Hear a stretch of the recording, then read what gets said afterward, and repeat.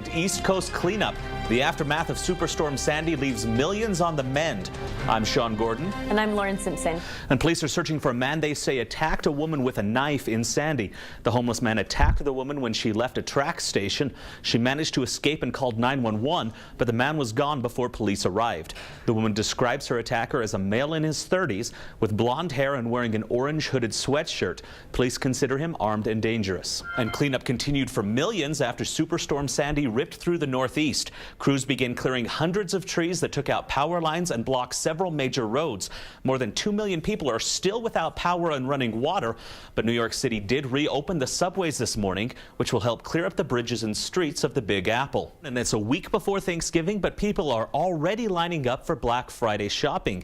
These two girls in California say that camping out is worth it because doorbusters are first come, first serve. Store managers and others say they're shocked to see shoppers already lined up. Well, it's great weather right now. Fall's finally in the air. We've got a football game tomorrow. Are we going to be able to enjoy some good weather for that?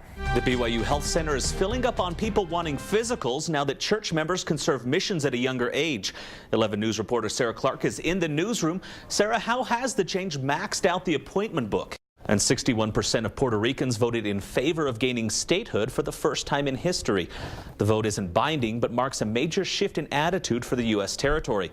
For Puerto Rico to become the 51st state, Congress would have to pass legislation with a simple majority vote. But analysts say a vote like this isn't likely to happen until at least 2015. And more than 60,000 protesters rallied around Greek parliament to dispute new austerity measures. Some threw Molotov cocktails and police fought back with tear gas. The protest is because of proposed spending cuts and labor reforms, but European lenders demand the measures in exchange for the $40 billion bailout. Parliament says it will default without the money. More than 50,000 people traveled to Australia for 2 unforgettable minutes.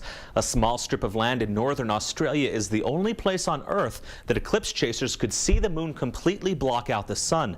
Gloomy weather threatened the view, but clouds moved away just in time for the eclipse. Spectators celebrated with a flurry of events, including hot air balloon rides and an eclipse-themed marathon. $5 million.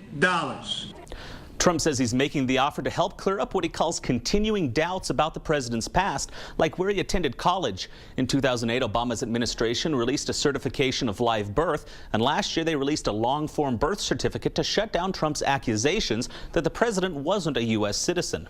And environmentalists in Logan are concerned that a proposed ski resort would threaten wildlife in the surrounding areas. Owners are building Cherry Peak Ski Resort on private property and argue the construction won't hurt deer or elk populations. Legal battles will continue, but the owners plan to start construction in the spring if they get city approval. Speaking of that football, still got a quarterback controversy. Riley Nelson, Taysom Hill. Is this thing ever going to end? Anytime the Jazz win, it's a good night. Anytime the Lakers lose, it's a good night. Anytime the Jazz beat the Lakers, it's a great night. And still to come on 11 News at noon, pumpkin paddle. Cinderella may have gone to the ball in a carriage, but these people prefer their pumpkins on the water. We'll be right back. It's a long way down to the London Underground, but if you can't even make the first step, that journey is never ending. Hamsters like to run a wheel over and over again for exercise, but nobody knows what this businessman was doing. He was evidently drunk and oblivious to commuters shouting at him to go the other way. This woman right here tried to yank him away from his endless march to nowhere. But in a battle of man versus escalator, he was determined to win. Finally, a man pressed the stop button and grabbed the businessman. But as soon as the escalator stopped, he turned around and walked the other way. Oh, yeah, there we go, the chocolate. Got to get that. That's 11 News at noon for Thursday, November 1st. You can join us anytime on our website, 11news.byu.edu. And thanks for watching. Have a great afternoon.